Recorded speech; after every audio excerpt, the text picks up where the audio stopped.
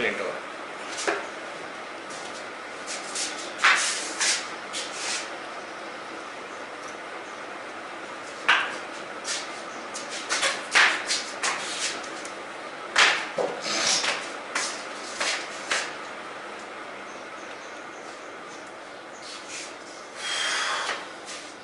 ठीक है, तो चलो स्टार्ट करते हैं।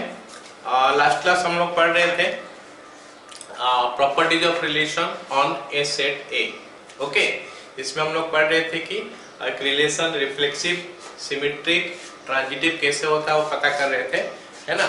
और उसके बाद क्या हम लोग कुछ क्वेश्चन किए थे, उसके ऊपर एक दो तीन तो क्वेश्चन किए थे कि रिफ्लेक्सिव कैसे पता करना है, सिमेट्रिक कैसे पता करना है, ट्रांजिटिव कैसे पता करना है।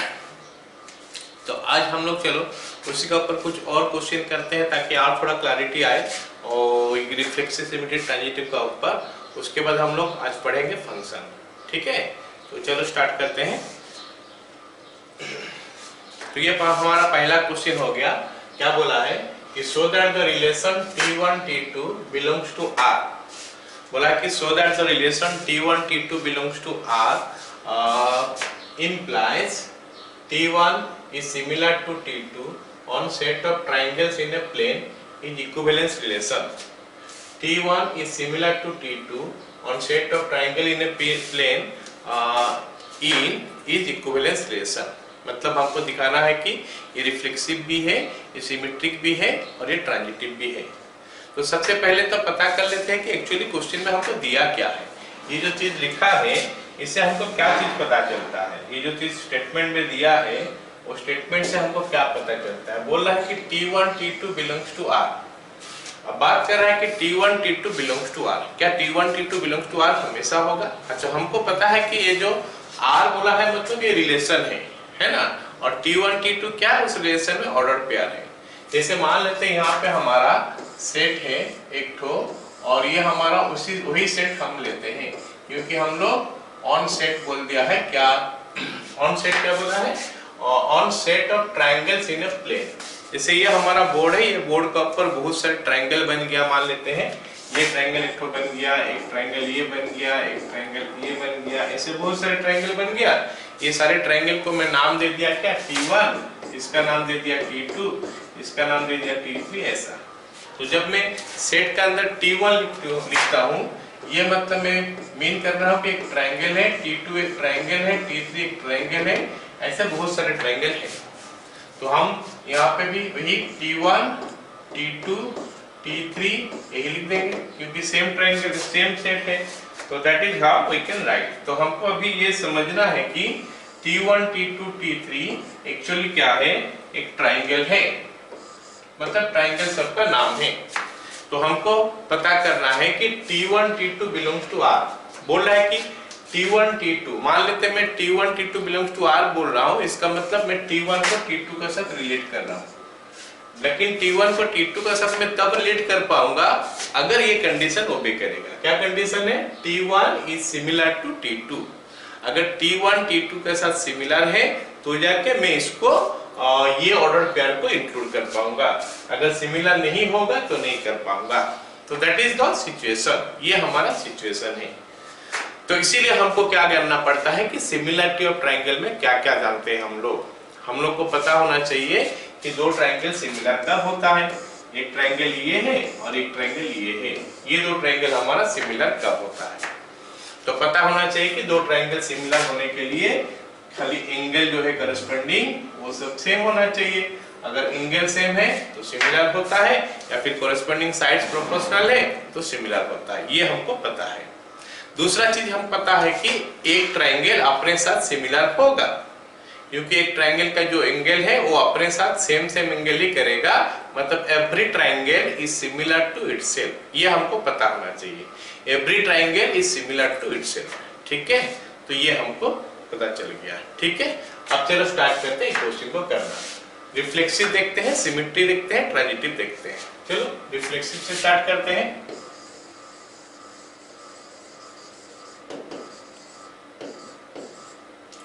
तो हमको देखना है कि ये रिलेशन रिफ्लेक्सिव है कि नहीं।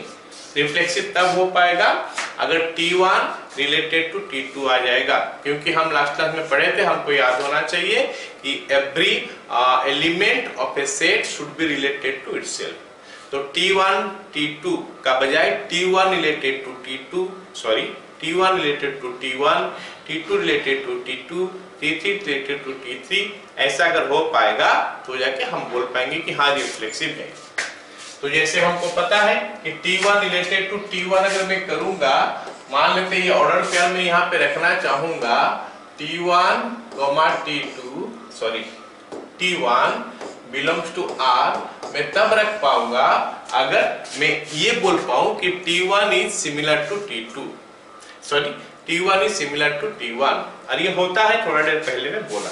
तो उसी को स्टेटमेंट का हिसाब से लिख देंगे, फिर हम ये वाला पॉइंट लिख लेंगे। ठीक है, देखो as every triangle is similar to itself, every triangle is similar to itself, so T1 is similar to T1, therefore T1, T1 belongs to R, hence reflexive। कौन है रिफ्लेक्सिव? वो रिलेशन जो है, वो रिलेशन हमारा रिफ्लेक्सिव हो गया। सभी को समझ में आ गया रिफ्लेक्सिव? अब चलो बात करते हैं सिमेट्रिक का ऊपर। ये रिलेशन सिमेट्रिक है कि नहीं देखते हैं। सिमेट्रिक में क्या बोलता है हम लोग को याद होना चाहिए। सिमेट्रिक क्या बोलता है? अगर T1 और T2 बिलोंग्स टू R है तो T2 और T1 भी बिलोंग्स टू R होना चाहिए, मतलब उल्टा उसका पूरा आना चाहिए। तो हम चलो स्टार्ट करते हैं ये मान के कि late T1 T2 belongs to R। अब T1 T2 belongs to R में हमेशा तो नहीं लिख पाऊंगा, अगर ये कंडीशन को ओबे करेगा लिख पाऊंगा। तो हमेशा देखो एक order pair belongs to R तब होगा साथ में कोई कंडीशन देगा। तो अगर मैं मान रहा हूं कि T1 T2 belongs to R है, इसका मतलब मैं ये मान रहा हूं कि T1 is similar to T2, ये मैं मान रहा हूं। लेकिन हमको सिमेट्रिक प्रूफ करने के लिए क्या प्रूफ करना पड़ेगा कि भाई T2 is similar to T1, T2, T1 belongs to R। तो क्या मैं बता सकता हूं कि अगर ये इसके साथ सिमिलर है, ये T1 है मान लेते हैं, ये T2 मान लेते हैं, T1 is similar to T2, तो क्या मैं बोल सकता हूं कि T2 is similar to T1? Of course बोल पाऊंगा।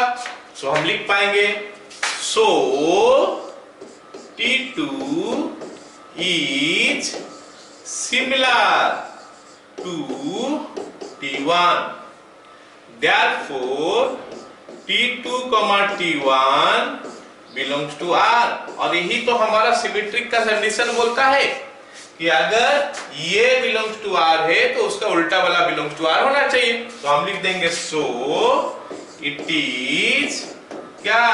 सिमेट्रिक। अब तक हम पता कर चुके हैं कि ये रिलेशन रिफ्लेक्सिव भी हो गया और रिलेशन सिमेट्रिक भी हो गया। अब अगर हम ये प्रूव कर ले कि ये ट्रांजिटिव भी है तो फिर बता सकते हैं कि ये क्या है? इक्विवेलेंस रिलेशन है। तो चलो देखते हैं कि क्या नाम है, ट्रांजिटिव होता है कि नहीं। ट्रांजिटिव हम चेक करेंगे ये रिलेशन ट्रांजिटिव है कि नहीं। तो ट्रांजिटिव के लिए हमको क्या करना पड़ता है? स्टार्ट दो ठो लेते हैं पहले, T1 T2 T2 T3। अगर हमको T1 T2 का फॉर्म में नहीं देता, हम लिखते XY YZ AB BC। हमको T1 T2 का फॉर्म में दिया है तो हम लिखेंगे T1 T2 T3। तो स्टार्ट ऐसे करते हैं हमेशा, कौन सा? ट्रांजिटिव के लिए। तो late T1 T2 belongs to R, मतलब ये हो गया AB, फिर BC हम देते हैं, and T2 T3 belongs to R। अब समझने वाला चीज है कि ये ऑर्डर पेयर हम कब ले पाएंगे, जब मैं बिलोंग्स टू आर बोलता हूं, मतलब मैं ये जान रहा हूं कि इस कंडीशन को ये ओबे कर रहा है, T1 is similar to T2, ये कंडीशन को ओबे कर रहा है, तो जाके ऑर्डर पेयर को मैं ले पाऊंगा। तो ऐसे मैं लिखूंगा T1 T2 belongs to R, मतलब T1 is similar to T2, T1 is similar to T2। और क्या है, T2 is similar to T3, T2 is similar to T3। तो ये मैं कैसे लिख पाया, क्योंकि मैं मान लिया हूं, एज्यूम कर लिया हूं कि T1 T2 belongs to are, और कोई भी चीज बिलोंग्स टू आर तब होगा अगर वो दोनों सिमिलर होगा। तो जब से T1 T2 belongs to are लिखा हूं तो ये सिमिलर होना चाहिए, T2 T3 belongs to are लिखा हूं तो ये सिमिलर होना चाहिए। अब मेरा मन में ये ख्याल आएगा कि भाई देखते हैं कि ये क्या बोल रहा है। ये हमारा T3 है, मान लेते हैं T1 is similar to T2, ये हम मान चुके हैं, कुछ ऐसा सिचुएशन होना चाहिए। T2 is similar to T3, ऐसा सिचुएशन होना चाहिए। तो क्या T1 is similar to T3 होगा? अगर T1 T2 से सिमिलर है, T2 T3 से सिमिलर है, तो क्या मैं बोल सकता हूं कि T1 T3 सिमिलर है? ऑफ कोर्स बोल सकता हूं, क्योंकि ये दोनों सिमिलर होगा ही ऑटोमेटिकली, क्योंकि जब ये दोनों सिमिलर है मतलब कॉरेस्पॉन्डिंग एंगल्स इक्वल होना चाहिए, और ये दोनों का कॉरेस्पॉन्डिंग एंगल पहले से इक्वल था। तो ये तो ज्योमेट्री है, क्लास 8 10 से हमको आपको पता होना चाहिए कि हाँ ये हो सकता है। तो हम क्या बोलेंगे, T1 T3 सिमिलर है, लिख देंगे वो चीज, therefore T1 T3 are similar, ऐसे लिख देंगे। ठीक है, ये हो गया। उसके बाद लिखेंगे so T1 is similar to T3, T1 is similar to T3। जैसे T1 T3 को सिमिलर हो गया तो हम लिख लेंगे T1 T3 belongs to R, और T1 T3 belongs to R हो गया, मतलब so it is ट्रांजिटिव। तो हम देख लिए कि ये रिफ्लेक्सिव भी हुआ, सिमेट्री भी हुआ, ट्रांजिटिव भी हुआ, तो इक्विवेलेंस रिलेशन। तो लिखेंगे hence it is equivalence, hence it is equivalence। Question में पूछा था कि प्रूव करो कि ये इक्विवेलेंस रिलेशन है, तो हम देख लिए कि रिफ्लेक्सिव, सिमेट्री, ट्रांजिटिव सारे हो गया। All of you got it, सभी को समझ में आ गया? चलो फिर अगला सवाल देखते हैं।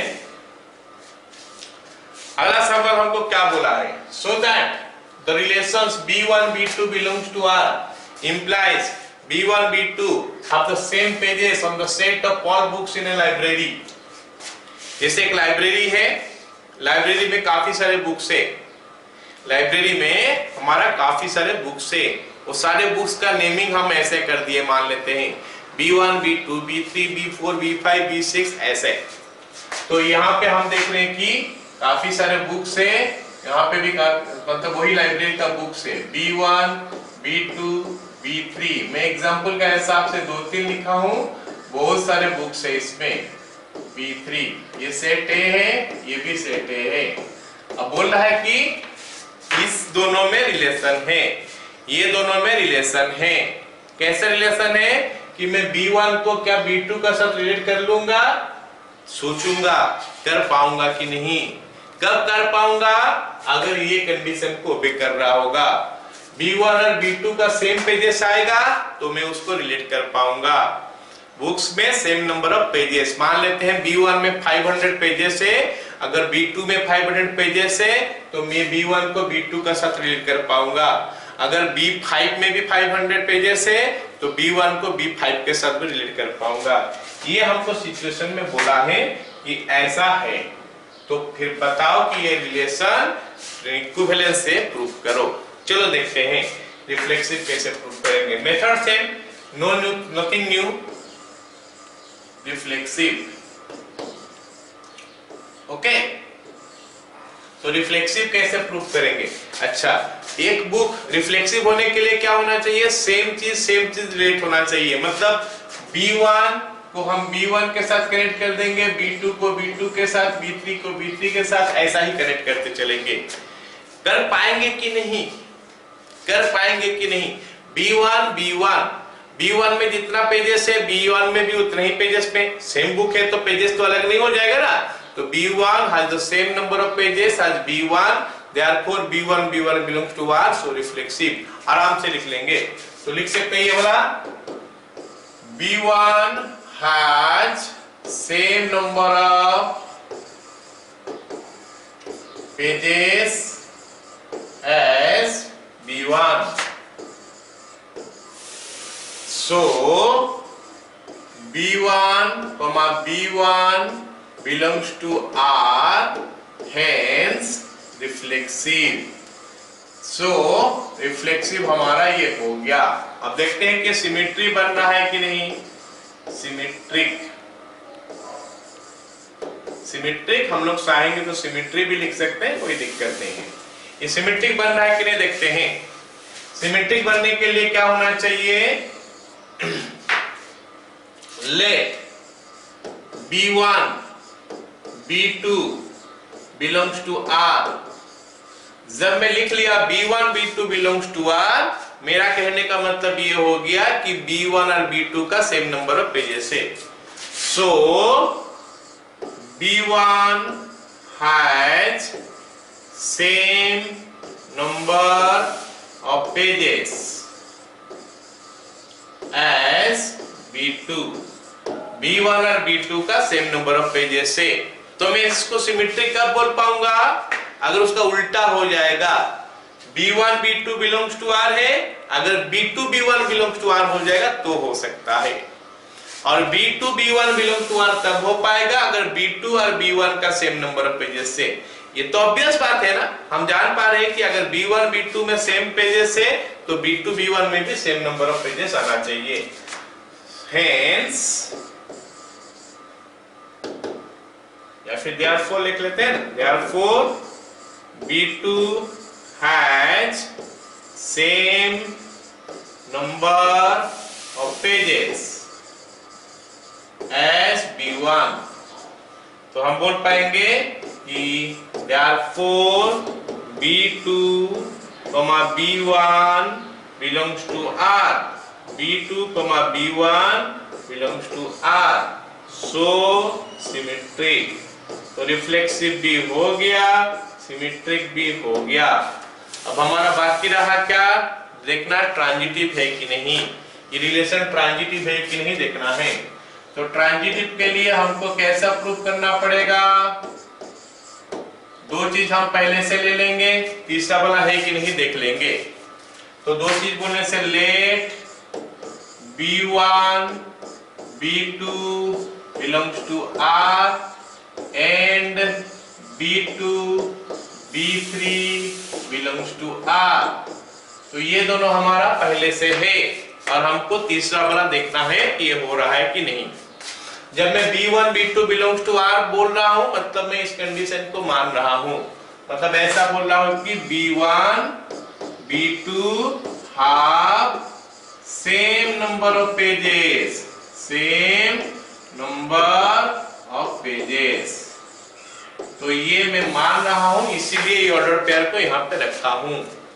ऐसे ही B2 B3 भी तो ऑर्डर पेयर में रखा हूं, इसका मतलब है कि B2 B3 have same number of pages, same number of pages।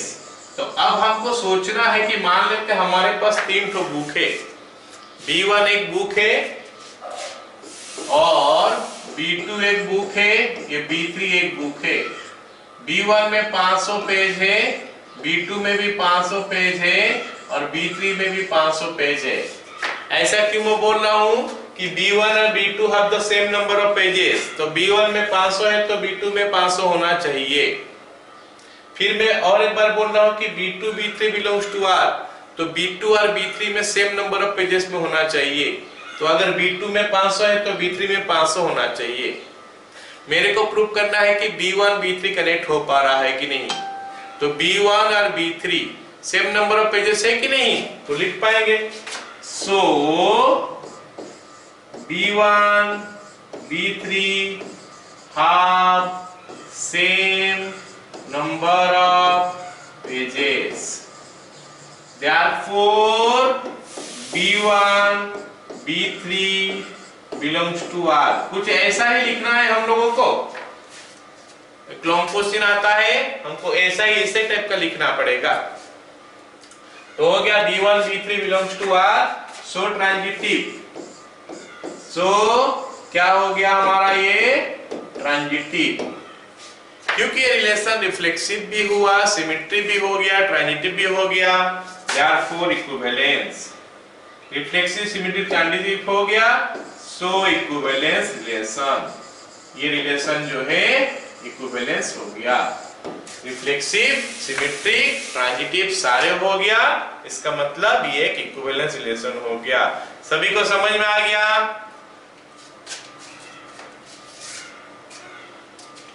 चलो अगला सवाल देखते हैं। ठीक है, अगला सवाल देखते हैं। अगला सवाल हमको क्या बोला है? अगला सवाल बोला है कि so that the relation P1 P2 belongs to R। तो P1 P2 के बारे में क्या बोला है? P1 P2 has same number of sides on a set of polygons on a plane is equivalence relation। जैसे ये प्लेन है, इसके अंदर में ये ड्रॉ कर दिया, ये ड्रॉ कर दिया, ये ड्रॉ कर दिया, है ना, ऐसे बहुत सारे हैं। ये तो हमारा ट्रायंगल बन गया, ये क्वाड्रिलेटरल बन गया, ये पेंटागन बन गया, हेक्सागन, ऐसे बहुत सारे हैं। तो ये ट्रायंगल का नाम मैं P1 दे रहा हूँ, पॉलीगन 1, इसको दे रहा हूँ पॉलीगन 2, इसको दे रहा हूँ पॉलीगन 3, पॉलीगन 4, एक और भी ट्रायंगल कर दूंगा ना, ये पॉलीगन 1 2 3 4, पॉलीगन 5, पॉलीगन 6, पॉलीगन 7, ऐसे बहुत कुछ पॉलीगन्स इसका ऊपर है। ये प्लेन का ऊपर है, मैं बोर्ड में कर रहा हूं तो बता रहा हूं कि बोर्ड में इतने सारे पॉलीगन्स है। तो उस सब पॉलीगन्स का नाम हम कैसे दे रहे हैं? P1 P2 P3 P4 ऐसे करके, है ना। ये पॉलीगन हो गया सेट का P1 P2 P3, और ये भी हो गया हमारा P1 P2 P3। अब ये दोनों में रिलेशन कैसे बोल दिया है कि दोनों हमारा रिलेट कब हो पाएगा? जब P1 P2 have the same number of sides। Same side बोलने से सेम नंबर ऑफ साइड्स इसको मान लो, लिखा नहीं है, ठीक है। तो मेरे को बताओ, अगर ये मान लेते हैं मैं P1 लिखा, इसको P2 लिखा, इसको P3 लिखा, इसको P4 लिखा, मान लेते हैं ऐसा मैं लिखा हूं, क्या P1 को P2 के साथ कनेक्ट कर पाऊंगा? नहीं। क्यों नहीं कनेक्ट कर पाऊंगा? क्योंकि P1 और P2 में सेम साइड्स नहीं है। P1 P4 को भी कनेक्ट नहीं कर पाऊंगा, P2 P4 को भी कनेक्ट नहीं कर पाऊंगा, लेकिन P1 को P3 के साथ कनेक्ट कर पाऊंगा, क्योंकि P1 और P3 में सेम नंबर ऑफ साइड्स है। अब बोल रहा है कि ऑर्डर पर वो सब लिखो जहां जहां उनका नंबर ऑफ साइड सेम है। तो ये हमको पूछा है क्वेश्चन में, इस क्वेश्चन में ये पूछा है कि ये सेम नंबर ऑफ साइड्स है तो उनको रिलेट करो। ये रिलेशन है और हमको बोला है कि ये रिलेशन इक्विवेलेंस रिलेशन है, ऐसा प्रूव करके बताओ। चलो देखते हैं होता है कि नहीं। रिफ्लेक्सिव, सिमेट्री, ट्रांजिटिव, ये सारे तो चाहिए इक्विवेलेंस के लिए, तो देखते हैं रिफ्लेक्सिव हो रहा है कि नहीं। P1 has same number of sides। ये तो ऑब्वियस बात होना है, as P1, so P1, P1 belongs to R, so reflexive। अब हम लोग लिखते हैं सिमेट्री के लिए। सिमेट्री के लिए हमको देता है एक चीज और निकालना पड़ता है उसका उल्टा। Late P1 P2 belongs to R, ऐसे करके मेरे को दे देगा। Let P1 P2 belongs to R, this will be given to me, और हमको प्रूफ करने के लिए बोलेगा उसका उल्टा, P2 P1 belongs to R। अब जैसे मैं मान लिया P1 P2 belongs to R, इसका मतलब मैं ये मान चुका हूं कि P1 and P2 have same number of sides. ये तो मैं मान चुका हूं, अरे माना हूं इसलिए तो लिखा हूं कि P1 को मैं अगर P2 के साथ कनेक्ट कर दिया, ये ऑर्डर पेयर अगर मैं ले लिया, इसका मतलब मैं ये मान के चल रहा हूं कि P1 और P2 का सेम साइड से। अगर नहीं होगा सेम साइड्स लेकिन मैं फिर भी ले लिया, मतलब मैं गलत ले लिया। तो अगर मैं मान P1 P2 belongs to R है, इसका मतलब मैं ये मान चुका हूं कि P1 P2 का नंबर ऑफ साइड सेम है। तो मेरे को ये दिया है और प्रूव करना है इसका उल्टा, मतलब P2, P1। P2, P1 कब लिख पाऊंगा? जब P1 का जगह में P2 लिख दूंगा और P2 का जगह में P1 लिख दूंगा, तो P2 and P1 have the same number of sides। और ये तो ऑब्वियस बात है कि अगर P1 P2 का सेम साइड से उल्टा करोगे तो सेम आएगा।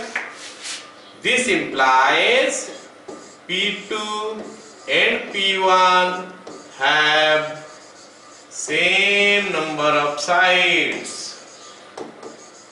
same number of sides, therefore P2 P1 या फिर नीचे लिखते हैं ना, therefore P2 P1 belongs to R, so symmetric। मतलब ये रिलेशन रिफ्लेक्सिव हो चुका है, सिमेट्री हो चुका है। अब ट्रांजिटिव देखते हैं कि रिलेशन ट्रांजिटिव होता है कि नहीं। रिफ्लेक्सिव और सिमेट्री तो ये बन चुका है, ट्रांजिटिव देखते हैं कैसे बनता है। ओके, ट्रांजिटिव में दो चीज हम पहले से लेते हैं। Let P1 P2 belongs to R and P2 P3 belongs to R। जब मैं मान रहा हूं कि P1 P2 belongs to R, मतलब P1 P2 का सेम नंबर ऑफ साइड्स है, और P2 P3 belongs to R मान रहा हूं मतलब P2 P3 का सेम नंबर ऑफ साइड्स है। लिखते हैं और चीज। So P1 and P2 have same number of sides, same number of sides, and P2 and P3 have same number of sides। अब ये हमको लॉजिक लगाना पड़ेगा कि अगर P1 P2 में सेम साइड से, P2 P3 में सेम साइड से, तो क्या P1 P3 का साइड सेम होगा? P1 P2 same sides, P2 P3 same sides, तो ऑब्वियस बात है कि P1 P3 सेम साइड्स होगा। सो P1 and P3 have same number of sides। जब मैं लिख लिया सेम नंबर ऑफ साइड्स, इसका मतलब हो गया क्या कि P1 P3 belongs to R। So P1 P3 belongs to R, P1 P3 belongs to R, है ना। P1 P3 belongs to R मतलब क्या हो गया?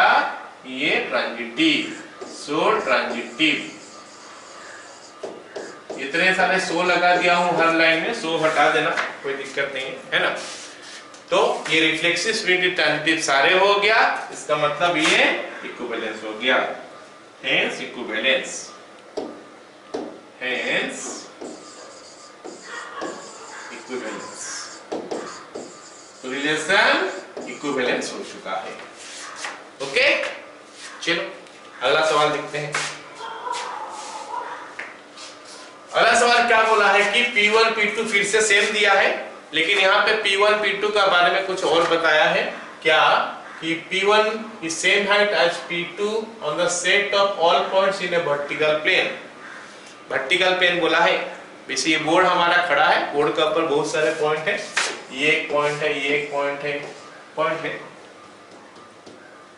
ये पॉइंट है, ये पॉइंट है, ये बहुत सारे पॉइंट है ना। ये सारे पॉइंट को हम क्या कर रहे हैं, नाम दे दे रहे हैं। मान लेते हैं यहाँ पॉइंट, यहाँ पॉइंट, यहाँ यहाँ यहाँ यहाँ, दुनिया भर का पॉइंट है। ये पॉइंट का नाम मान लेते हैं P1 है, इस पॉइंट का नाम P2, इस पॉइंट का नाम P3, इस पॉइंट का नाम P4, ऐसे करके। अब बोल रहा है कि P1, P2, P3, P4 ये सब जो है उनमें रिलेट हम कब कर पाएंगे? अगर सेम हाइट में होगा तो। अगर अलग अलग हाइट में होगा तो हम उनको रिलेट नहीं कर पाएंगे। तो हम अभी देखते हैं कि ये रिलेशन रिफ्लेक्सिव सिमेट्री ट्रांजिटिव हो रहा है कि नहीं। ये रिलेशन जो है रिफ्लेक्सिव सिमेट्री ट्रांजिटिव हो रहा है कि नहीं, ये देखेंगे। तो रिफ्लेक्सिव होने के लिए क्या होना चाहिए कि P1 अपने साथ रिलेट होना चाहिए। मतलब P1 जितना हाइट में है, फिर से दोबारा P1 लिखेंगे, क्या वो अलग हाइट में होगा? ऑब्वियस बात नहीं है। P1 will be at the same height as P1 always. So ये रिफ्लेक्सिव हो गया। अब हम सिमेट्री का बारे में बात करेंगे। जब सिमेट्री के बारे में बात करेंगे तो क्या करेंगे? P1 और P2 लेंगे।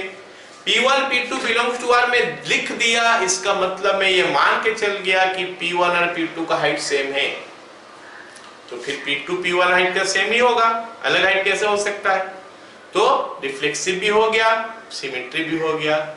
अब ट्रांजिटिव के लिए क्या हो गया? P1 लेना पड़ेगा P2, P1 P2 के साथ सेम हाइट में होगा, P2 P3 के साथ सेम हाइट में होगा। तो फिर P1 और P3 में सेम हाइट में है, सेम हाइट में होगा कि नहीं, हमको सोचना है। तो ऑब्वियस बात है, P1 यहाँ पे, P2 यहाँ पे, P3 यहाँ पे सेम हाइट में रहेगा, ये ऑब्वियस बात है। तो उसको खाली हमको लिखना है। चलो फटाफट लिखते हैं फिर। Reflexive P1 will be at the same height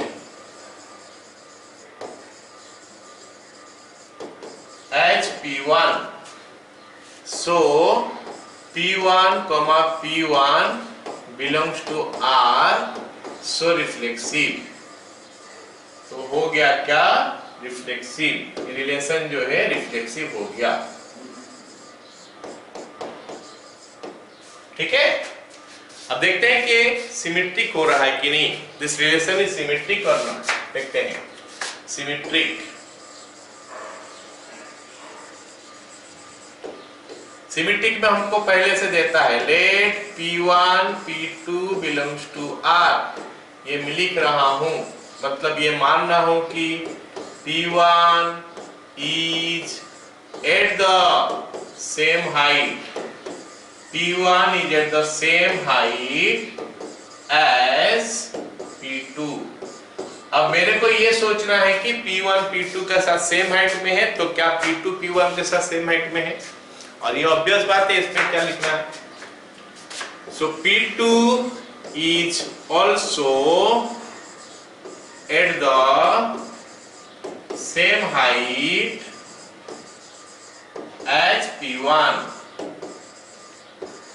इसका मतलब है क्या कि P2, P1 belongs to R. So symmetric.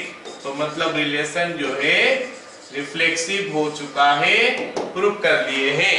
Symmetry भी हम लोग प्रूफ कर लिए। बाकी अभी हमको देखना है कि रिलेशन जो है ट्रांजिटिव हो रहा है कि नहीं। वो तो हम देख चुके हैं, खाली लिखना है हमको transitive.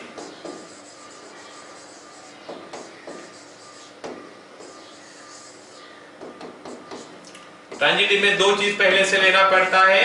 Late P1 P2 belongs to R and P2 P3 belongs to R। तो मैं जब बिलोंग्स टू R लिख रहा हूं, मतलब ये कंडीशन को ओबे कर रहा है। सो लिख सकते हैं P1 and P2 are at the same height. P1 and P2 are the same height. अब जब P2 P3 भी लिख चुका हूं, तो P2 and P3 are also at the same height.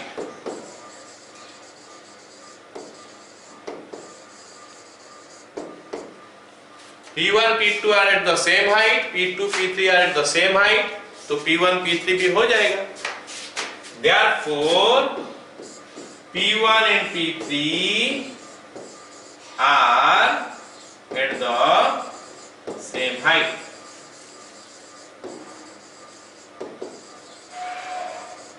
जब P1 P3 are at the same height हो गया, इसका मतलब है कि P1 P3 belongs to R.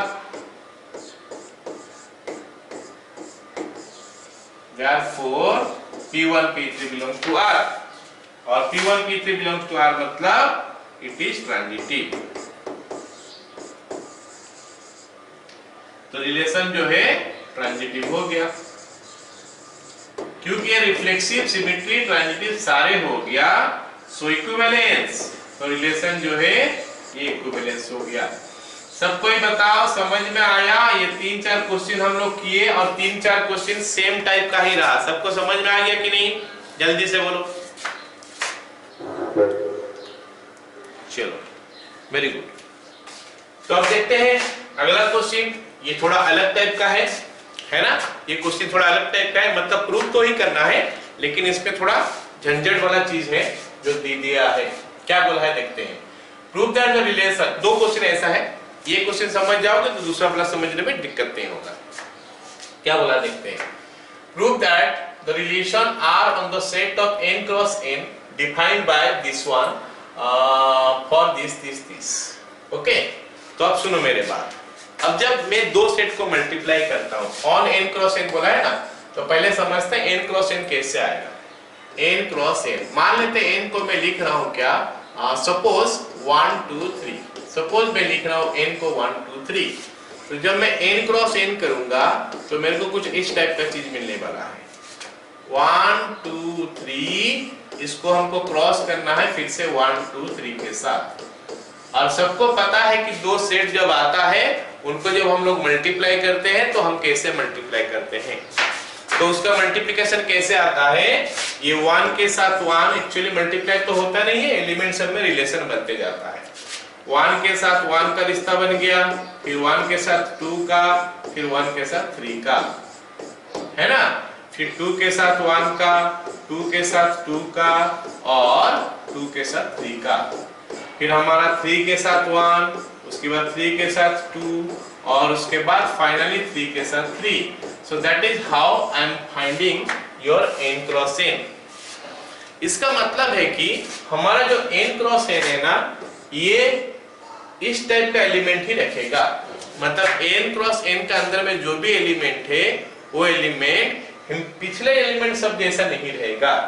पिछला एलिमेंट बोलने से देखो, यहाँ पे मैं ले रहा था P1 लिख रहा था, P2 लिख रहा था, P3 लिख रहा था, मतलब सिंगल एलिमेंट। अब जब हम लोग n क्रॉस n करेंगे और सिंगल एलिमेंट उसका अंदर में नहीं रहेगा, उसका अंदर में जो एलिमेंट आएगा ना कुछ इस टाइप का आएगा, A B, है ना, C D E F, ऐसा एलिमेंट सब दिखाई दे रहा है मेरे को। देखो 1 1 1 2 1 3। अच्छा, हो सकता है A A B आ जाए, B B B आ जाए, मैं कुछ एग्जांपल का हिसाब से लिखा हूं। तो हमको बोला है कि ये सब में रिश्ता क्रिएट करो, हमको रिलेशन इसमें क्रिएट करो। ऑन n क्रॉस n बोला है, ऑन n क्रॉस n बोला है, मतलब यहाँ पे हमारा n क्रॉस n है, यहाँ पे भी हमारा n क्रॉस n है। जो हम वहां पे A to A लिख रहे थे ना, इसका पहले जो क्वेश्चन सब में A to A लिख रहे थे, अभी हमारा A to A नहीं है, n क्रॉस n से लेकर n क्रॉस n के अंदर है। तो ये रिलेशन हमको बनाना है ऐसे करके, इसमें से उसमें रिलेशन बनाना है। मतलब कैसे बनेगा, ये पूरा को जैसे देखो, ये पूरा को मैं P1 मान लिया, ये पूरा को मैं P1 मान लिया, है ना। तो हम लोग कैसे लिखते थे बताओ, P1, P2 belongs to R, P1 P2 belongs to R। अच्छा, अब P1 के जगह में AB है, तो AB, AB, इसका ऊपर फिर ब्रैकेट देंगे, belongs to R। क्या ये देखने में अच्छा दिखाई देता है हमको? ये दिखने में अच्छा नहीं दिखाई दे रहा, it is not pleasant to look. मतलब सी, इसका तो लुक से काफी प्लीजेंट नहीं है, अच्छा नहीं दिखाई देता। इसीलिए इस टाइप का केस में हम लोग इस फॉर्मेट में ना रख के दूसरा फॉर्मेट में रखते हैं। जैसे P1 P2 belongs to R को मैं लास्ट क्लास जो पढ़ाया था रिलेशन में वहीं पे बताया था, P1 रिलेटेड टू P2 ऐसा लिख सकते हैं। क्या लिख सकते हैं? P1 related to P2। ऐसे ही रिलेशन ऐसे फॉर्मेट में अभी हम लिखेंगे। अब हम इसको ऐसा फॉर्मेट में लिखेंगे। क्या लिखेंगे? P1 related to P2। तो ऐसे P1 का जगह में क्या है? AB related to AB। तो इस फॉर्मेट में लिखने से थोड़ा अच्छा दिखाई दे रहा है, इसका लुक्स थोड़ा अच्छा लग रहा है, फील करने में थोड़ा और मजा आ रहा है। सो दैट इज व्हाई ये पर्टिकुलर क्वेश्चन में हम उस फॉर्मेट में ना लिख के इसका फॉर्म में लिखेंगे। All of you are getting it? हाँ, तो हमको क्या करना है? इसका मतलब हम अभी रिफ्लेक्सिव कैसे प्रूव कर पाएंगे? अगर AB रिलेटेड टू AB हो गया तो हम रिफ्लेक्सिव प्रूव कर लेंगे। हमारा रिफ्लेक्सिव तब हो जाएगा जैसे यहाँ पे P1 रिलेटेड टू P1 लिख रहे थे, अभी हम लोग क्या लिखेंगे? P1 रिलेटेड टू P1 मतलब AB रिलेटेड टू AB। अगर AB रिलेटेड टू AB हो गया तो बोल देंगे रिफ्लेक्सिव है। CVT में कैसे प्रूव करेंगे? यहाँ पे AB ले लेंगे, यहाँ पे जैसे P1 और P2 होता था ना, यहाँ पे AB ले लेंगे, यहाँ पे CD ले लेंगे। AB रिलेटेड टू CD, तो हमको उल्टा प्रूव करना होगा, CD रिलेटेड टू AB। ऐसे बोलो।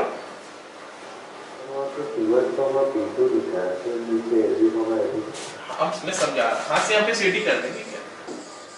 This is CD, okay, this will be CD, है ना?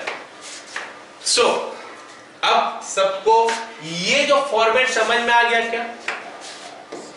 A रिलेटेड टू B, इसका उल्टा मतलब क्या होता है जानते हो ना? AB belongs to R। AB belongs to R को हम चाहेंगे तो A रिलेटेड टू B लिख सकते हैं। All of you got it?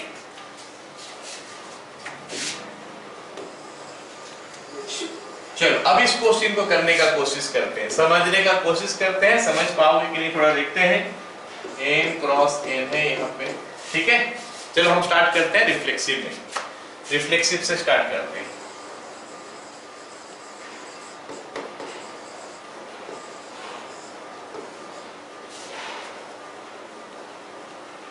हो गया? रिफ्लेक्सिव स्टार्ट करते हैं।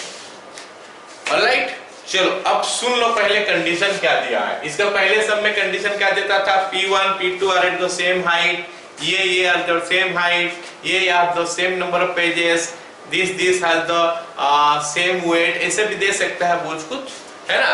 अभी कंडीशन क्या दिया है कि AB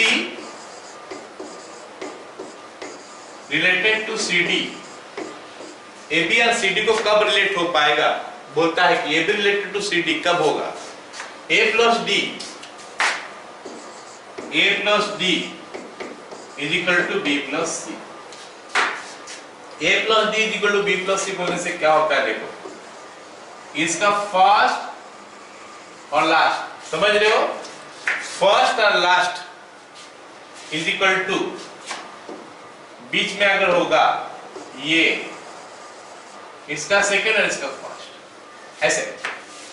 अगर A plus D first plus last is equal to B plus C ऐसा हो जाएगा तो हम बोल देंगे कि रिफ्लेक्सिव है। नहीं, रिलेटेड है।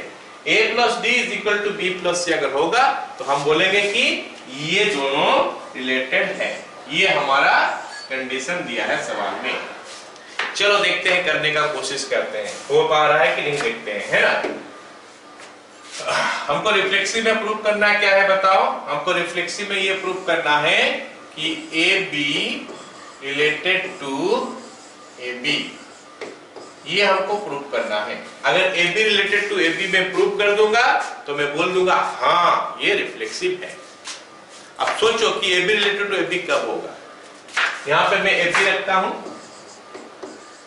और रिलेटेड टू फिर से AB रखता हूं। तो अब देखते हैं क्या ये इस कंडीशन को भी करता है। A इसका फर्स्ट और इसका लास्ट, मतलब A प्लस B, है ना, A प्लस B, और इसका सेकेंड और इसका फर्स्ट, तो B प्लस A। अच्छा, A plus B is equal to B plus A होता है कि नहीं? a plus B is equal to B होता है ना हमेशा के लिए, a plus B is equal to B plus है तो हमेशा के लिए होता है, इसमें कोई डाउट नहीं है, किसी को डाउट नहीं होना चाहिए कोई भी चीज में लेंगे, एनीवेयर ये तो रियल नंबर का बारे में बोला है, लेकिन कोई भी जगह में a cross b is equal to b cross a होता है। तो हम लिख सकते हैं as a plus b is equal to b plus a, therefore a comma b related to c comma d, नहीं a comma b, अरे समझ में आया, a comma b is equal to b comma a comma sorry a comma b related to a comma b होने के लिए condition चाहिए था a plus b is equal to b plus a, क्योंकि ये कंडीशन में होगा, अब हो रहा है तो रिफ्लेक्सिव, सो रिफ्लेक्सिव। चलो अब देखते हैं सिमेट्री हो रहा है कि नहीं, सिमेट्रिक हो रहा है कि नहीं। सिमेट्रिक में हम लोग क्या लेते थे, इसका पहले जितने सारे क्वेश्चन किए हम लोग क्या लेते थे, late p1 p2 belongs to r, उसका पहले क्वेश्चन में भी late b1 b2 belongs to r, तो यहाँ पे भी कुछ ना कुछ तो लेना पड़ेगा, तो इसको p1 लेंगे, इसको p2 लेंगे, ab और cd ले लेते हैं, let ab related to cd हम ले लिए, let ab related to cd। अब सवाल है कि ab रिलेटेड टू cd ऐसे मन में जो आएगा ले लूंगा क्या, मेरा मन में आया कि 1 3 रिलेटेड टू 5 9 ऐसे ले लूंगा क्या, मेरे को देखना पड़ेगा कि 1 3 रिलेटेड टू 5 9 हो रहा है कि नहीं। वो बोल रहा है कि तुम इसको कनेक्ट कर सकते हो अगर इसका सम और इसका सम सेम होगा, 1 प्लस 9 10 हो रहा है, 3 प्लस 5 8 हो रहा है, मतलब ऐसा मैं नहीं ले सकता, तो नॉट रिलेटेड है, हो गया ये। अब देखते हैं क्या 2 6 रिलेटेड टू 4 8 ले सकता हूं, हाँ ले सकता हूं, क्यों ले सकता हूं, क्योंकि 2 प्लस 8 10 हो रहा है, 6 प्लस 4 10 हो रहा है, तो I can take it. 1 3 related to 5 7 ले सकता हूं, हाँ 1 plus 7 8 3 plus 5 8, so this is the condition when I can relate them, ये कंडीशन होगा तो रिलेट कर पाऊंगा। अब देखते हैं कि यहाँ पे हमको क्या बोल दिया, हम ऐसा ले लिए, ये let ab related to cd, इसका मतलब ये उस कंडीशन को भी कर रहा होगा, implies a plus b is equal to b plus c, नहीं होगा तो फिर हम वो नहीं ले पाएंगे, इसके साथ रिलेट नहीं कर पाएंगे। चलो अब हमको एग्जैक्टली प्रूफ क्या करना है, प्रूफ इसका उल्टा करना है, प्रूफ उल्टा करना है मतलब क्या प्रूफ करना है कि CD रिलेटेड टू AB, ये हमको प्रूफ करना है। अगर मैं ये प्रूफ कर लूं तो मैं बोल दूंगा कि ये सिमेट्रिक है। तो CD रिलेटेड टू AB कब होगा, तो फर्स्ट इसका लास्ट उसका, मतलब C plus B is equal to D plus A, है ना। जब मैं ये प्रूव कर लूंगा कि C plus B is equal to D plus A, तो हम बोल सकते हैं कि हाँ CD रिलेटेड टू AB होगा। मतलब मेरा दिमाग में अभी घूमना चाहिए कि भाई कैसे C plus B is equal to D plus A करूं। चलो करते हैं, यहाँ पे हम क्या करते हैं, उल्टा बना देते हैं इसको, B प्लस C को इधर ले आते हैं, A प्लस D को उधर ले लेते हैं। ये तो हो सकता है, मैथमेटिक्स में हम लोग पढ़े हैं कि अगर A is equal to B है तो B is equal to A होता है, बहुत छोटा सा ये पढ़ते आए हैं। तो यहाँ पे हम खाली जगह चेंज कर दिए, ट्रांसपोज कर दिए, उसको उधर ले लिया, उसको इधर ले आए, लेकिन अभी भी हमारा काम नहीं बना। हमको प्रूव करना है C plus B is equal to D plus A। तो यहाँ पे C प्लस B नहीं है, B प्लस C है, तो C प्लस B लेकिन मैं कर सकता हूँ, रियल नंबर में आगे पीछे हो सकता है। तो C plus B is equal to D plus A, तो हम लिख देंगे therefore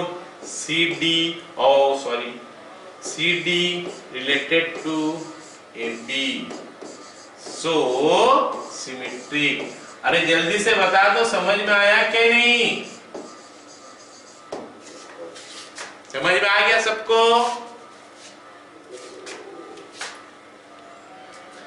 चलो अब ट्रांजिटिव देखते हैं। फिर रिफ्लेक्सिव हो गया, सिमेट्रिक हो गया। अब देखते हैं कि ये ट्रांजिटिव बन रहा है कि नहीं।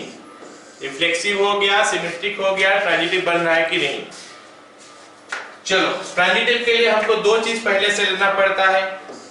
Late AB related to CD and CD related to EF, ये हमको लेना पड़ता है।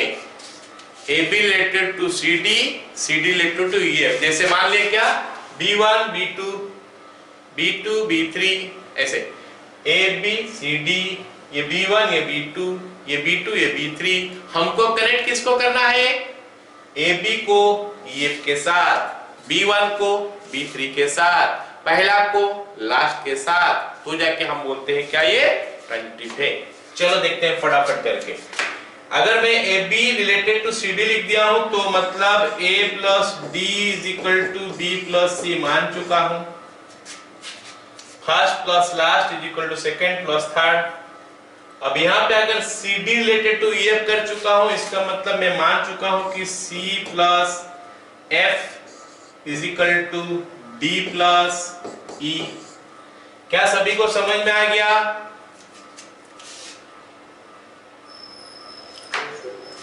अब हमको प्रूव करना है कि AB related to EF, AB related to EF तब होगा जब A plus F is equal to B plus C होगा। A plus F is equal to B plus C, मतलब मेरा एम हो गया क्या? A plus F is equal to B plus C prove करूं। A plus F is equal to B plus C, ये हमको prove करना है। तो देखते हैं कि ये बनता है कि नहीं, है ना। चलो देखते हैं। ये दोनों को हम करते क्या है, ये दोनों को एक जगह में फिर लिखते हैं ना। A plus C is equal to B plus C, उसके बाद C plus F is equal to D plus C। चलो ये दोनों को ऐड कर देते हैं, ऐड कर देते हैं। दोनों को क्या करेंगे? ऐड कर लेंगे। देखते हैं ऐड करने से क्या मिलता है। ऐड करने से मिलता है A plus D plus C plus F equal B plus C plus D plus E, ऐसे ही ऐड होता है। अब इसमें क्या हो गया? कैंसिल हो गया।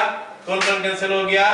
D के साथ D कैंसिल हो गया, और क्या हो गया कैंसिल? C के साथ C कैंसिल हो गया। तो A plus F is equal to B plus C हो गया। अरे मेरे को जो चाहिए वो तो मिल गया।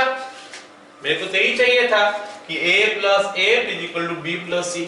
Therefore AB related to EF, so transitive,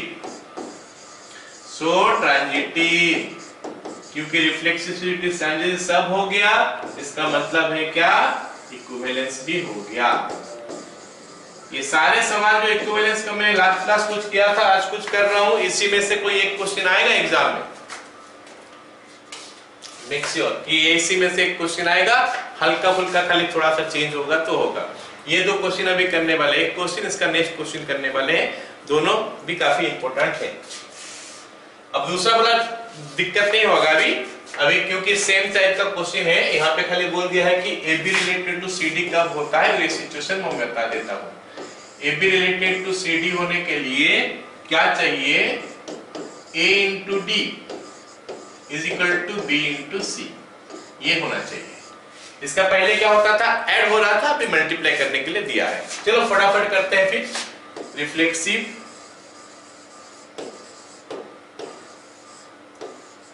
okay, reflexive में हमको क्या प्रूव करना पड़ेगा? AB रिलेटेड टू AB, इसका मतलब क्या है कि A into B is equal to B into A prove करना पड़ेगा। वो तो होता ही है, we know AB is equal to BA, therefore AB related to AB, so reflexive। अरे सबको समझ में आ गया रिफ्लेक्सिव?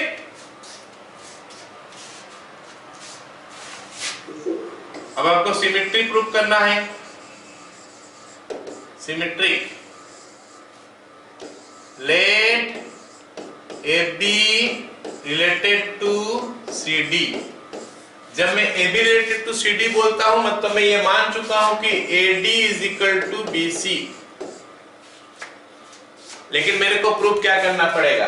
मेरे को प्रूफ करना पड़ेगा CD रिलेटेड टू AB। अगर मेरे को CD related to AB proof करना है सिमेट्री के लिए तो मेरे को प्रूफ करना पड़ेगा CB is equal to DA। मतलब मेरा एम हो गया कि CB is equal to DA तक पहुंचू और यहां से तो आराम से पहुंच जाऊंगा।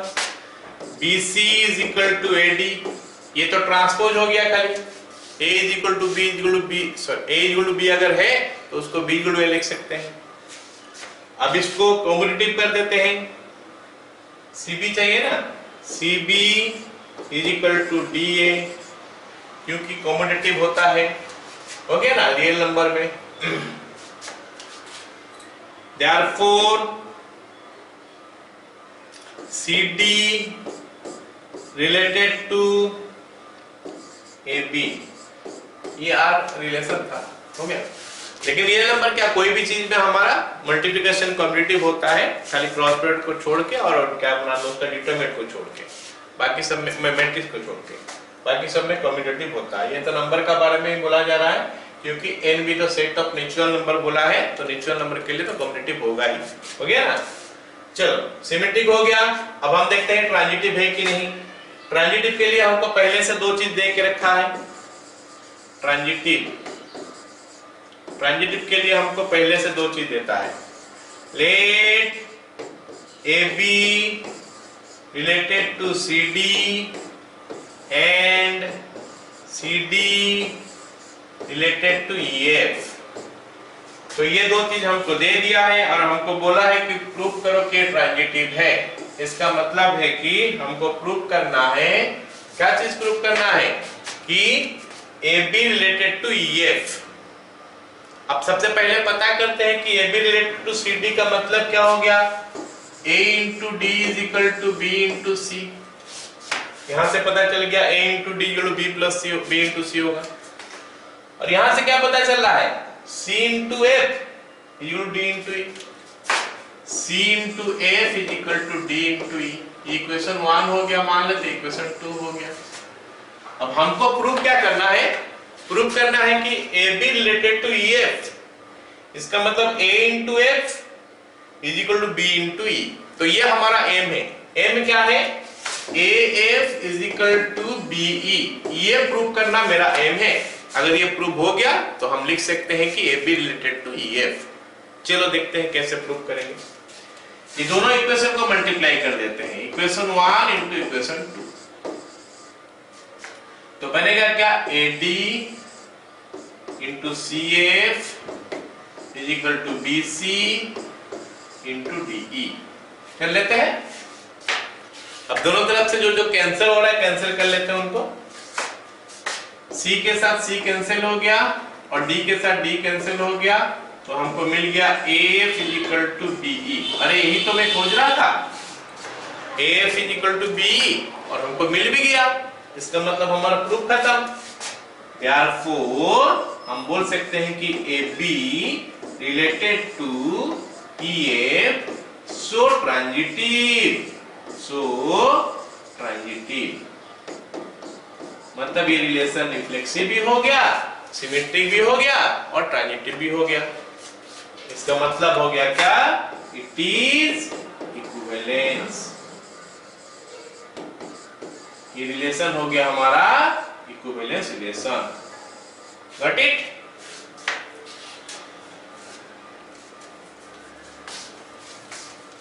आ गया समझ में सबको।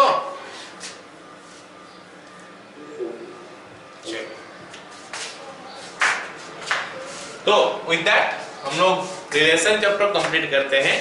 मैं तुम लोग को आज या ठीक है आज रात को या फिर कल तुम लोग को दे दूंगा, क्या नाम है उसका, इसका रिलेटेड डीपीपी 2-3 तो सेट में दूंगा, ठीक है ना। 1 2 3 2 डीपीपी 1 डीपीपी 2 ऐसे करके दूंगा। 10-10 क्वेश्चन करके तुम लोग उसको कंप्लीट करना, ठीक है।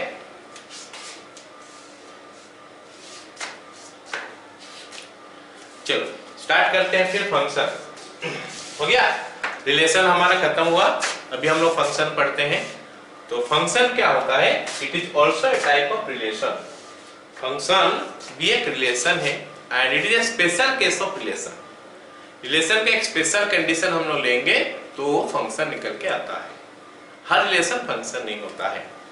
जैसे हम लोग थोड़ा देर पहले रिलेशन पढ़ रहे थे, उसमें कुछ रिलेशन बता रहा था मैं, कुछ ऐसा भी हो सकता है रिलेशन। ये हो गया हमारा, ठीक, ओके। मान लेते हैं सेट ए है और सेट बी है। This is set A, this is set B. तो यहाँ पे मान लेते हैं 1 2 3 4 ऐसा है, 1 2 3 4 5। अब यहाँ पे A B C D E है ना, A B C D E ऐसे मान लेते हैं। ऐसा है कि 1 हो गया, 2 3 4 5 6 जो भी है यहाँ पे लिखा है 1 2 3 4 5। ये क्या हो गया? बच्चे सब का नाम है, बच्चे सब का नाम है 1 2 3 4 5। और ये जो A B C D E है ये सब पेरेंट्स का नाम है, पेरेंट्स का नाम है। मतलब हो सकता है पिताजी माताजी दोनों भी है यहाँ पे, कुछ ये नहीं, ठीक है। चलो देखते हैं कि अगर मैं बोलता हूँ कि एक रिलेशन बनाओ, ये ए सेट से लेकर बी सेट का अंदर, एक ए सेट से लेकर बी सेट का अंदर रिलेशन बनाओ, ताकि ये जो है इसका पेरेंट्स हो।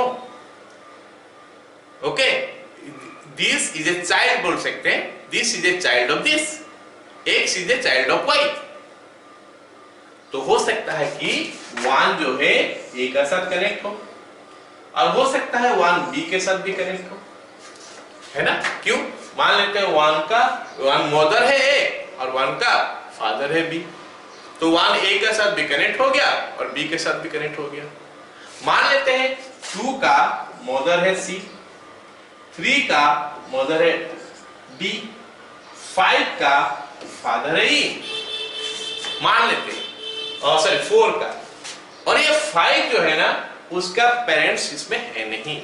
हो सकता है दीज आर चाइल्ड्स नेम और दीज आर पेरेंट्स नेम।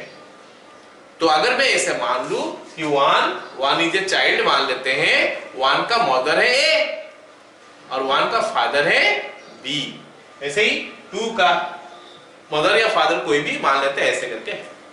सो ये हमारा रिलेशन हो गया।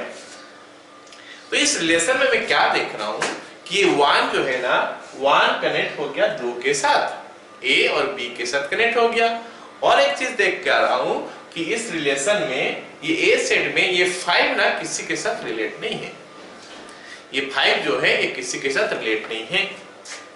तो ऐसा सिचुएशन हमारा आ सकता है। अब ऐसा भी हो सकता है कि 2 और ये ऐसे कनेक्ट हो और इधर कुछ कनेक्शन ना हो, ये कनेक्शन ना हो सकता है कि 2 का भी मदर है ए और फादर है बी, सॉरी मदर है ए और फादर है बी, ऐसा भी हो सकता है। 2 एक बच्चा है इसका मदर ए है फादर बी है, ऐसा भी हो सकता है। तो this is A type of relation. लेकिन इस टाइप का चीज जो है ना ये फंक्शन नहीं होता है। फंक्शन होने के लिए क्या चाहिए मैं दिखा रहा हूं। एक और कंडीशन देखते हैं। ये हो गया हमारा 1 2 3 4 5, ये हो गया A B C D E हो गया। तो 1 ए के साथ कनेक्ट है, 2 बी के साथ कनेक्ट है, 3 सी के साथ कनेक्ट है, 4 कनेक्ट है डी सी के साथ और 5 कनेक्ट है डी के साथ। तो ये एक और रिलेशन है, कुछ भी रिलेशन है, कोई भी एक कंडीशन दे दिया जिस कंडीशन में हम देखें कि 1 ए के साथ, 2 बी के साथ, 3 4 दोनों सी के साथ और 5 जो है वो डी के साथ कनेक्ट है। तो ये एक और रिलेशन है, हो गया ना। एक और रिलेशन हम लोग देखते हैं, कोशिश करते हैं समझने का। ये हो गया हमारा 1 2 3 4 ए बी सी डी। सो ये हो गया हमारा कुछ ऐसा 1 2 3 4 सारे का सारे जाके ए के साथ कनेक्ट हो गया। तो ये केस में ये 3 रिलेशन हम देख लिए। ये एक रिलेशन हो गया, एक रिलेशन हो गया, एक रिलेशन हो गया। आउट ऑफ दीज 3 रिलेशंस, अच्छा एक और कंडीशन लिखते हैं, एक और सिचुएशन लिखते हैं। 1 2 3 ए बी सी, 1 ए के साथ कनेक्ट हो गया, बी के साथ कनेक्ट हो गया, 2 कनेक्ट हो गया बी के साथ, 3 कनेक्ट हो गया सी के साथ। ये एक सिचुएशन देखिए, ये 4 रिलेशन में देखिएगा। ये रिलेशन में से ना, ये रिलेशन जो है ना, ये not a function, not a function. इसमें से कौन कौन फंक्शन नहीं होगा, चलो उसको मैं खाली क्रॉस मार देता हूं। नॉट ए फंक्शन कौन कौन है, ये फंक्शन नहीं, ये जो चीजें it is not a function है ना, ये जो है ये फंक्शन हो गया, ये हमारा फंक्शन हो सकता है, ये हमारा फंक्शन हो सकता है, ये हमारा फंक्शन नहीं हो सकता। तो मैं 3-4 एग्जांपल दिया और बोल रहा कि ये सब फंक्शन नहीं हो सकता, हो सकता। अब बात हुआ कि कब होगा, कौन फंक्शन है, कैसे पता चलेगा, तो उसमें मैं समझा रहा बोल रहा हूं कि फंक्शन होने के लिए कंडीशन क्या चाहिए। कंडीशन ये चाहिए कि पहला सेट का सारे एलिमेंट किसी ना किसी के साथ रिलेट होना चाहिए, पहला सेट का सारे एलिमेंट रिलेट होना चाहिए। अब देखो इसमें पहला सेट का सारे रिलेट नहीं है, इसीलिए फंक्शन नहीं हुआ। इसमें रिलेट है सारे एलिमेंट, तो ये फंक्शन हो सकता है। इसमें भी रिलेट है, ये फंक्शन हो सकता है। सारे एलिमेंट रिलेट है पहला सेट का, दूसरा का नहीं पूछ रहा हूं, पहला का सारे एलिमेंट रिलेट है, तो ये फंक्शन हो सकता है। इसमें भी तो सारे रिलेट है, लेकिन ये फंक्शन नहीं हुआ, मतलब कोई और भी कंडीशन होना चाहिए। क्या कंडीशन होना चाहिए कि पहला सेट का कोई भी एक का एक से ज्यादा के साथ रिलेट नहीं होना चाहिए। पहला सेट का कोई भी एक एलिमेंट का एक से ज्यादा के साथ रिश्ता नहीं होना चाहिए। यहां पे मान लेते हैं मैं 5 को भी कनेक्ट कर देता ई के साथ, मान लेते हैं, तो सारे कनेक्ट हो गया, लेकिन 1 का रिश्ता दोनों का साथ है, 2 का रिश्ता 2 के साथ है, इसीलिए फंक्शन नहीं हो। तो पहला सेट का कोई भी एलिमेंट खाली नहीं होना चाहिए, पहली बात। अगर खाली है तो फंक्शन नहीं हो सकता। खाली नहीं होने से भी पहला का कोई भी एक एलिमेंट का एक से ज्यादा के साथ रिश्ता नहीं होना चाहिए, तो यहाँ पे नहीं है, ये सब खाली नहीं है, कुछ भी खाली नहीं है। पहला का कोई भी एलिमेंट का एक, हर एक का एक एक के साथ कनेक्ट है, 1 एक ही के साथ कनेक्ट है, 2 भी एक के साथ कनेक्ट है, 3 वो भी एक के साथ कनेक्ट है, 4 वो भी एक के साथ कनेक्ट है, 5 वो भी एक के साथ कनेक्ट है। हो सकता है कोई भी सोच रहा होगा सर सी तो 2 के साथ कनेक्ट है, सी तो 2 के साथ कनेक्ट है, लेकिन मैं बोला ही नहीं हूं कि सेकंड का नहीं होना चाहिए, नहीं हो सकता। मैं ये बोल रहा हूं कि पहला सेट का कोई भी एलिमेंट एक से ज्यादा का साथ रिश्ता नहीं रख सकता। 1 एक ही का साथ रखा है, 2 भी एक ही का साथ रखा है, 3 भी एक ही का साथ, 4 भी एक का साथ, 5 भी एक का साथ, तो ये फंक्शन हो सकता है। इसमें देखो सारे के सारे कनेक्ट है, और 1 का रिश्ता एक के साथ, 2 भी एक ही का साथ रिश्ता रखा है, 3 भी एक ही का साथ। अलग बात है ए अगर इसका ए काफी जन का साथ रिश्ता रखा है, उससे मतलब नहीं। 1 कितना जन का साथ रखा है, 1 एक का साथ रखा है, 2 वो भी एक का साथ रखा है, 3 वो भी एक का साथ रखा है, और 4 भी एक ही का साथ रखा है, मतलब ये फंक्शन हो सकता है। अब यहां पे ये क्यों फंक्शन नहीं हुआ, सेम रीजन के लिए कि इसके सारे तो कनेक्ट है, सारे तो कनेक्ट है, लेकिन एक जो है 1 जो है ये 2 के साथ रिश्ता रख लिया। 1 is related to 2 element A and B, 1 2 के साथ रिश्ता रखा, तो इसीलिए हम इसको फंक्शन नहीं बोल सकते। इसका मतलब 2 conditions are necessary for a relation to be a function, लेकिन ये सारे का सारा रिलेशन होता है, इनमें से जितना सारा देखते हो सारे रिलेशन है, तो इस रिलेशन सब में से कोई कोई एक फंक्शन होता है। जो फंक्शन होता है उसका कंडीशन क्या होता है कि उसमें पहला सेट का सारे एलिमेंट कनेक्ट होना चाहिए, और हर एक एलिमेंट के लिए एक एक वैल्यू ही निकलना चाहिए। ओके, अगर ये फंक्शन है, मैं अभी इसके बारे में आता हूं। अगर ये फंक्शन है तो ये जो a लिखा हूं, a को बोलते हैं हम क्या, इमेज। a को बोलते हैं क्या है, इमेज। अरे 1 को क्या बोलते हैं, प्री इमेज। 1 को हम लोग बोलते हैं प्री इमेज। मतलब पहला सेट का जो है वो प्री इमेज होता है, दूसरा सेट में से इमेज निकल के आता है। मतलब हर एलिमेंट का एक एक इमेज होना चाहिए। 1 का एक इमेज, 2 का एक इमेज, 3 का एक इमेज, तो फंक्शन होगा। तो मतलब क्या हो गया कि एक सेट से और एक सेट में जाओगे, फंक्शन कब बनता है? अगर पहला सेट का सारे एलिमेंट का इमेज होगा और वो इमेज यूनिक होगा। 1 का एक तो ही इमेज आएगा, 2 का भी एक ही तो इमेज आएगा, 3 का भी एक ही तो इमेज आएगा। लेकिन दूसरा सेट से अगर आ जाते हो, इधर से इधर आओगे तो प्री इमेज होता है। तो एक का एक से ज्यादा प्री इमेज हो सकता है। मतलब इमेज एक लेकिन प्री में ज्यादा हो सकता है। जैसे यहाँ पे 1 का एक ही तो इमेज है, 2 का भी एक ही तो इमेज है, 3 का भी एक इमेज है, 4 का भी एक इमेज है। लेकिन A का 4 तो प्री इमेज है। मतलब pre image can be more than 1 but image should be always equal to 1। क्या समझ में आया सबको? चलो, इसी चीज को लैंग्वेज में लिखा गया है कि मैपिंग, ये सबको मैपिंग बोलते हैं हम लोग जब एरो डायग्राम करके दिखाते हैं, है ना। Mapping is said to be a function if each element of x has its image in y। हर एलिमेंट x का एक इमेज होगा। ये x ले लिया, ये y ले लिया, f is from x to y बोला है ना।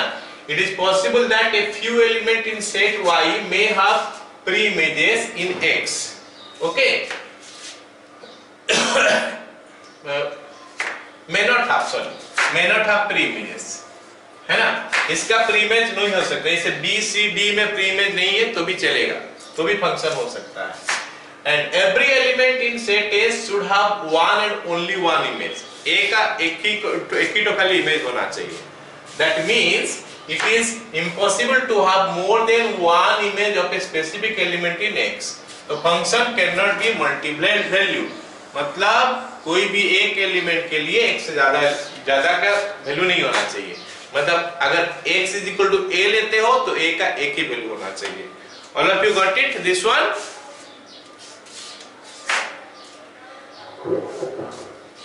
एग्जाम्पल तो मैं दे दिया, पिछला पेज में ये सब एग्जाम्पल दिया, ये सब फंक्शन ही है। ओके, ऑलराइट, नेक्स्ट देखते हैं क्या।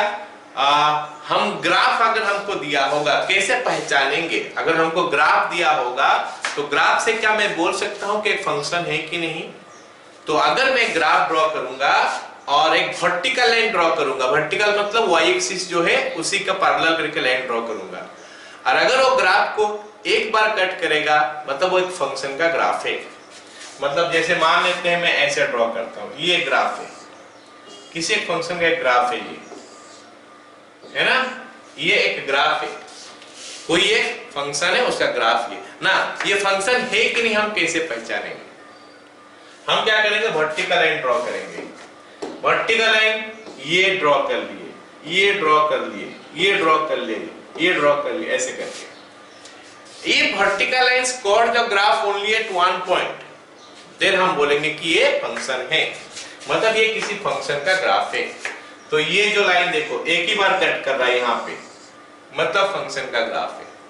ये लाइन एक बार कट कर रहा है मतलब ये फंक्शन का ग्राफ है।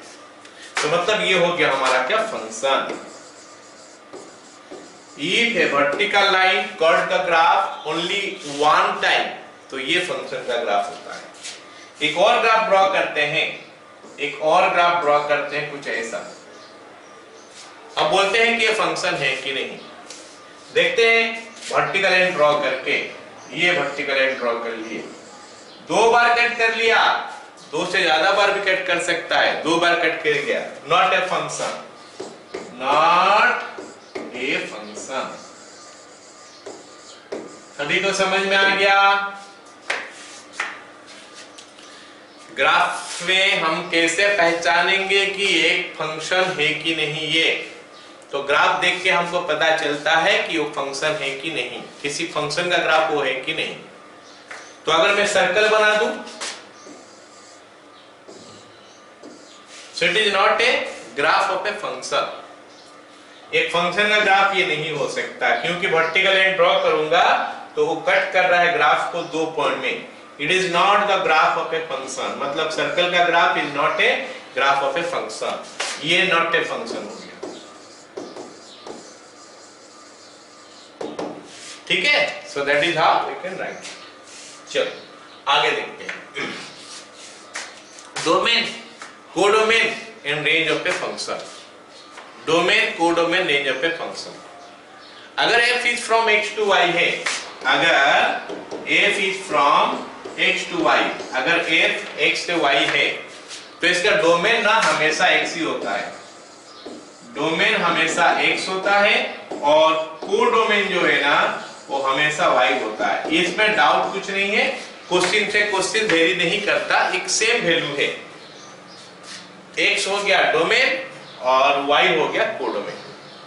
और रेंज क्या होता है, रेंज क्या होता है ये मैं बता रहा हूं, क्योंकि ये फंक्शन है तो इसका रेंज बता सकता हूं।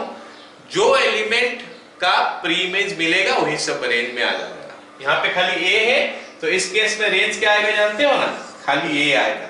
a सेट है, इसका रेंज खाली a है, क्योंकि ये भी फंक्शन हुआ तो इसका रेंज कौन है, a b c d, ये हो गया हमारा रेंज। बोलो समझ में आया? मतलब जितने सारे इमेज बन गया वो सारे इमेज का लेके सेट जो बनेगा वो हो गया हमारा रेंज। जितने सारे इमेज बन गया वो सारे इमेज को लेके एक सेट बनाओगे तो वो हो गया हमारा रेंज। तो ऑब्वियस बात है कि रेंज जो है, एक फंक्शन का रेंज जो है वो रेंज सेकेंड सेट जो है उसी का सबसेट ही होगा। हो सकता है पूरा का पूरा आ जाए, पूरा का पूरा भी आ सकता है। अगर यहाँ पे मैं एक और एलिमेंट ले लूं 4 और इसको d के साथ c के साथ कनेक्ट कर, नहीं ये तो हो नहीं रहा था फंक्शन। 5 ले लूं और इसको कनेक्ट कर दूं, यहाँ पे भी तो नहीं है। अच्छा यहाँ पे कोई 6 ले लूं, है ना, 6 ले लूं, 6 कनेक्ट हो गया e के साथ।